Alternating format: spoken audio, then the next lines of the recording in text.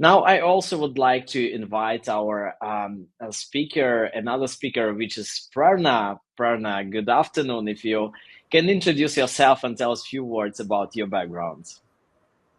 Thank you so much for having me, Slava. I have a portfolio career, so I'm the global advisor at Advocates. I'm also the director of CG Advisors. I work on growing and mobility.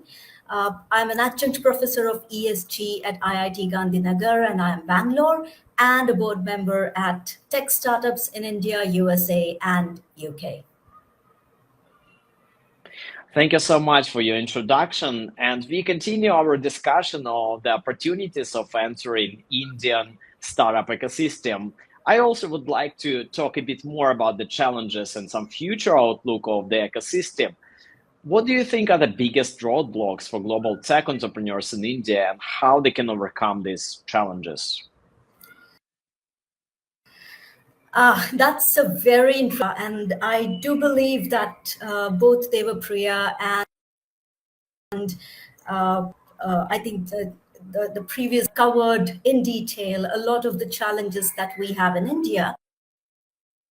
But let me go back to what started off with saying that India is an extremely diverse place. Drucker has said that culture eats strategy for breakfast. And what I have seen year after year of my engagement with global startups in India is that they underestimate the nuances of the diversity and the scale and scope of diversity that India has. So, to put it into a more scientific context, talk about the Hofstede's cultural dimensions and look at business from angle. If you look at the most starking dimension, that is the power distance, and India scores 77 on that. What translates to is the Indian ecosystem of building business is rather hierarchical. If you are sitting in Europe or UK, organizational policies for operations in India, because here people are used to giving instructions from the top down. Things are changing, things are evolving, but I'm talking of a country that is a continent as a whole. The second, very and hence a challenge for most startups in terms of their operational success in India, lies a dimension of restraint. Now, restraint directly translates into the Indian pragmatic and conservative about their spends. And I think Ani have both covered this, also the professor. But what I mean for that is not that Indians look for the cheapest option on the rack, look for a very unique aspect of what's the value of my investment to a culture, because what to preserve for future generations, our children, we do not indulge. So it's not about being the cheapest, but having the Goldilocks solution of the right price for the right product, geography, the right access, most importantly, with the right quality. And a third and interesting aspect of India is, which interestingly stands at 56, that's a score of 56. And this has got nothing to do with hierarchy and male chauvinism in the country, but masculinity here attributes to ambition, aggression, ambition, assertion. And you see that ingrained in the Indian youth, right from our upbringing, even to get into one of the top business schools of the country, less than 1% chance of making it. So, in terms of business, what it means is your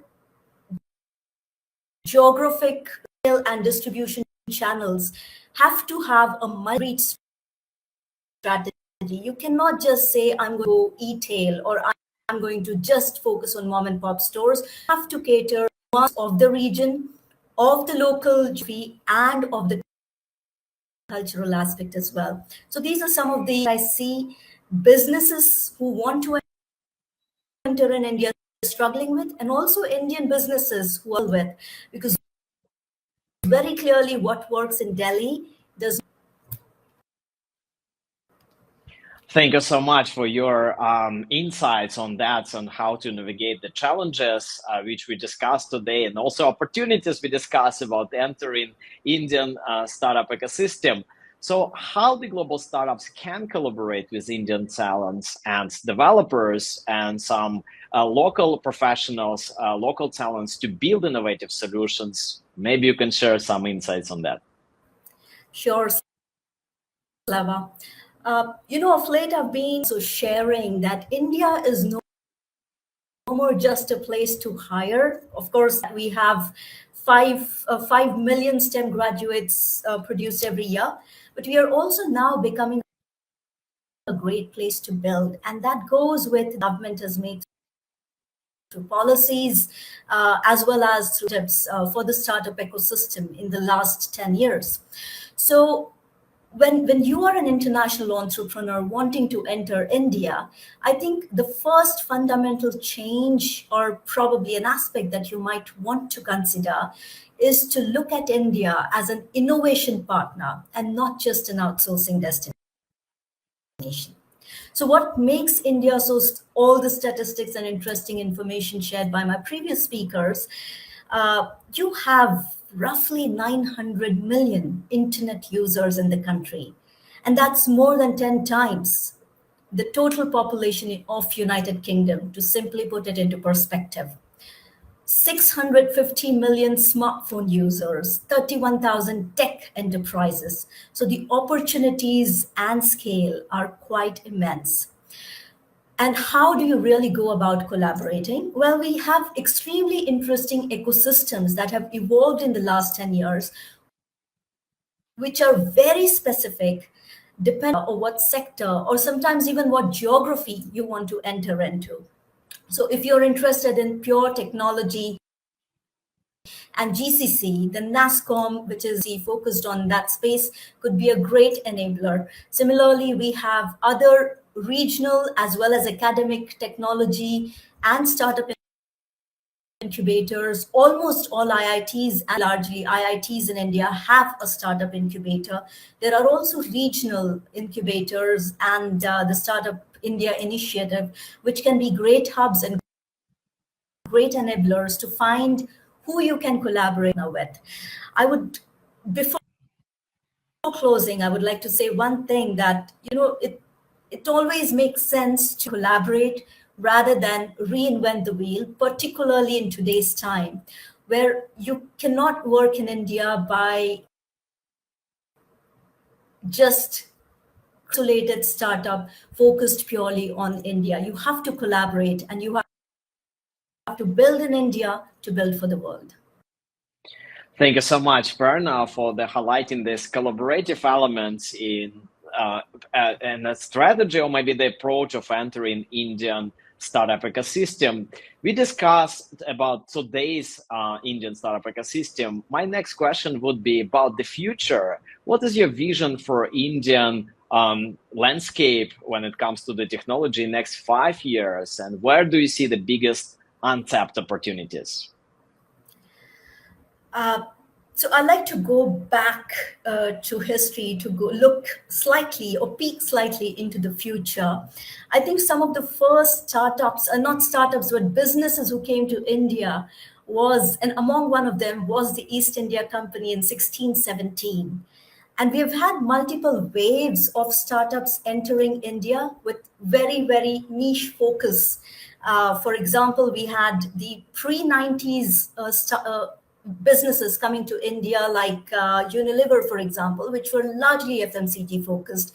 The 90s to early 2020s were a diversified portfolio across luxury products, technology, as well as electronics. This wave we are seeing, there's a lot of investment as well as excitement about AI, largely computer-based technology. But if I take into consideration the current geopolitical changes that are happening, new alliances that are being formed, interesting being discontinued and new ones being explored. Probably in the next few years, India would definitely be leapfrogging from being a digital consumer to becoming a digital innovator. So we have a lot of startups. The companies we work with are implementers of technology. We have little innovation of technology, and that's what I do see India being ready for in the next 5 to 10 years. Besides geopolitical standpoint, India has been talking about India to be the China plus one destination for manufacturing, and now that aspiration is translated, and that means that all the schemes which have been successful in different grades, whether it is production or the Make in India schemes, more success and more traction than it has seen now. And the innovation there will probably be in Industry 4.0 and advanced manufacturing. I'm also seeing some interest and some excitement picking up in the space. So, the untapped opportunities could be your space tech, your prop tech, green technology and innovation, thanks to India's commitment to net zero by 2070, factories, robotics, 3D printing, everything that's got to do with advanced manufacturing, to look at it more seriously.